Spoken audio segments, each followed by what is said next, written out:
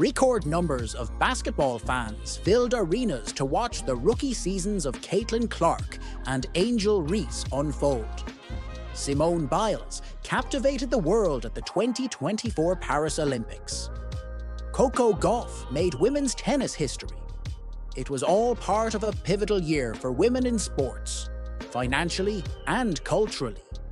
And after a steady rise in popularity and reach in recent years, the women's game is more valuable than ever. Clark just moved the needle of the global movement of women in sports, said softball great and Olympic gold medalist Jenny Finch. And what a thrill it's been to be able to see her rise. The consulting firm Deloitte estimated in November 2023 that women's sports would generate more than $1 billion in global revenue this year for the first time ever, which the company said is up about 300% from its last estimate in 2021. Skyrocketing viewership and corporate sponsorships were major factors. The WNBA in July signed a historic 11-year media rights deal with Disney, Amazon Prime, and NBC valued at about $200 million, a jump from about $60 million currently. Players hope higher salaries and a greater share of revenue could be on the horizon as parity, star power, and competition in the WNBA continue to grow.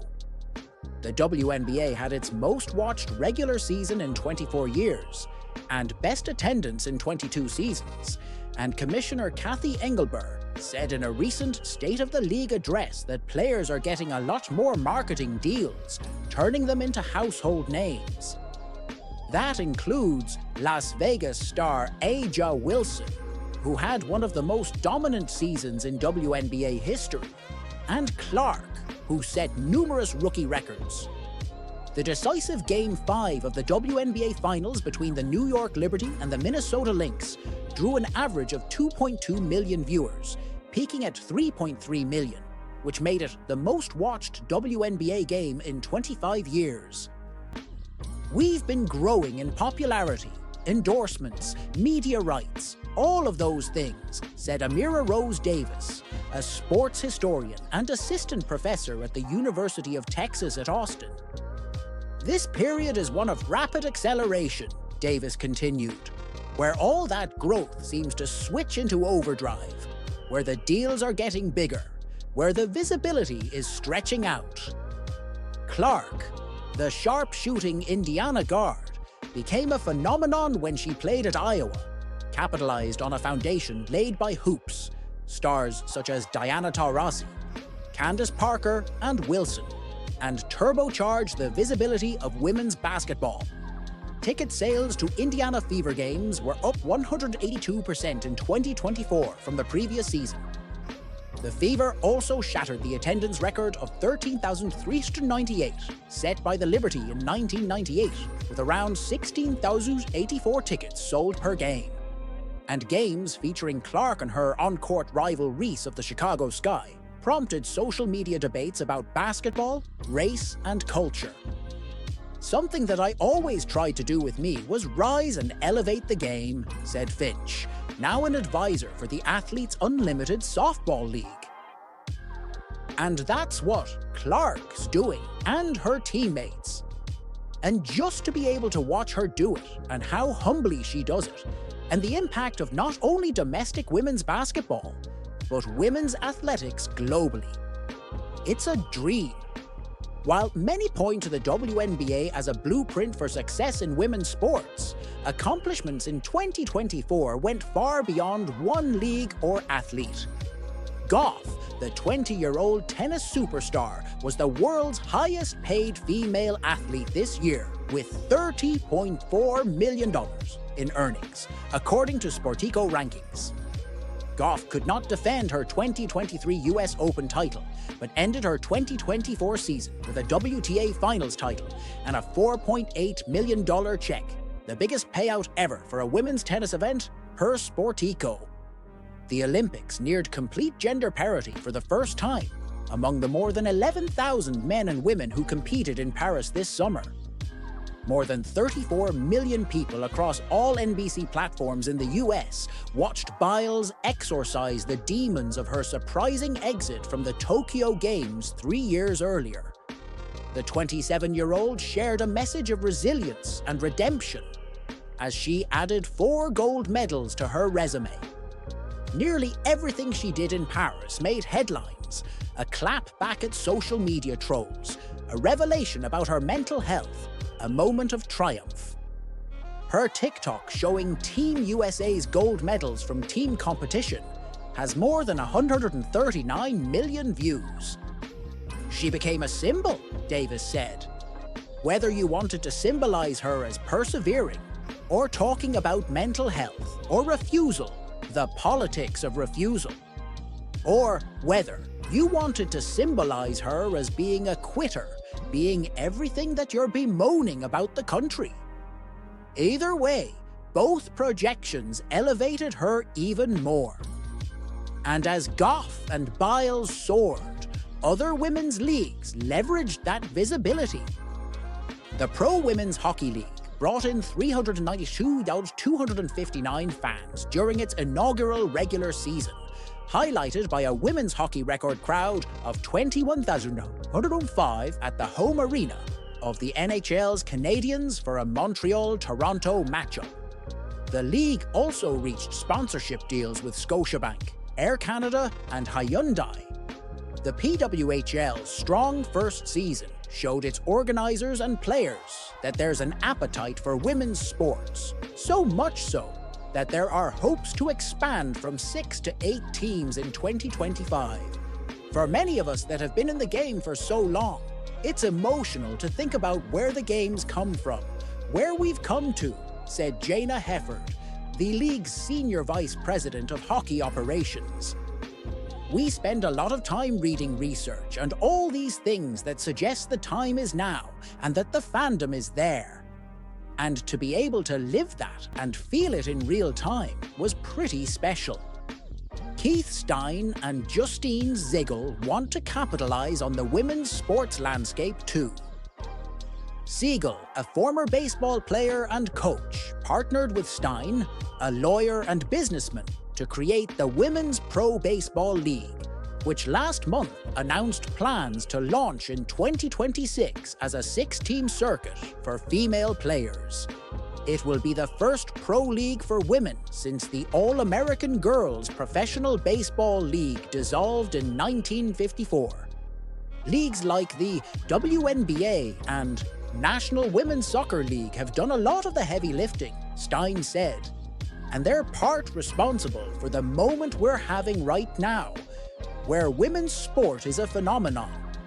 Caitlin Clark was nothing short of sensational during her first season in the WNBA with the Indiana Fever, where she set numerous records on her way to winning Rookie of the Year honors, and joining teammates Aaliyah Boston and Kelsey Mitchell as All-Stars. And the future is bright for Clark and the Fever, with Indiana basketball legend Stephanie White returning home to take over the reins as head coach this season. With all these factors in place, the team has aspirations of hanging more banners in Gainbridge Fieldhouse. Was there a more obvious pick for Time 2024 Athlete of the Year than Caitlin Clark? Not only did she break the NCAA scoring record in her final year of college just weeks before going first overall in the WNBA draft, but she made the WNBA All-Star team and won the WNBA's Rookie of the Year in 2024. Her off-the-court accomplishments are arguably just as impressive in April. She was only the 4th female athlete to make an SNL appearance, and just days later, signed a historic $28 million Nike deal that includes a signature show. Her time honor is but one on a lengthy list of accomplishments, and Clark is just getting started. However, Clark's ascent didn't come without controversy. Last summer, when asked about some of the racist and sexist vitriol that had been circulating in her name, she replied that the discourse was not something I can control. She went on to say, I don't put too much thought and time into thinking about things like that. And to be honest, I don't see a lot of it. Basketball is my job. Everything on the outside, I can't control that. So I'm not going to spend time thinking about that.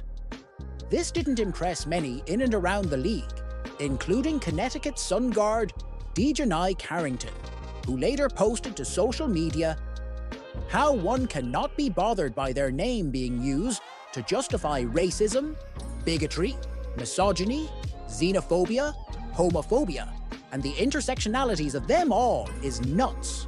We all have a platform, we all have a voice, and they all hold weight. Silence is a luxury. But Clark's most recent, and arguably her most accomplished interview, hits different, as the kids say. Not only did Clark offer fans perhaps the most candid glimpse into her personality, but she took a hard stance against some of the discourse that has been surrounding her throughout her controversial rookie year. She also implored fans to honor the black women who made the WNBA what it is today, which she has also done in the past, paying homage to her basketball hero Maya Moore throughout her senior year, as well as many other notable black women from Dawn Staley to Lisa Leslie, whom she credited for laying the foundation for her career in her SNL segment in April. To be clear, Caitlin Clark has always, to some extent, understood the context of her being a white woman in a league that is primarily non-white.